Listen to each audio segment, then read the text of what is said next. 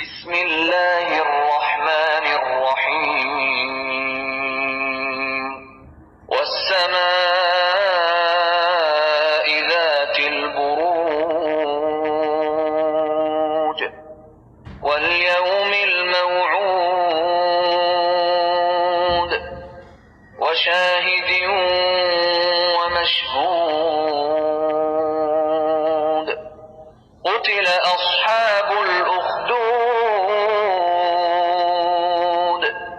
النار ذات الوقود إذ هم عليها قعود وهم على ما يفعلون بالمؤمنين شهود وما نقموا منهم إلا أن يؤمنوا بالله العزيز الحميد الذي له ملك السماوات والأرض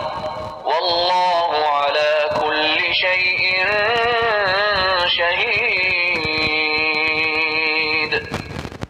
إن الذين فتنوا المؤمنين والمؤمنات ثم لم يتوبوا فلهم عذاب جهنم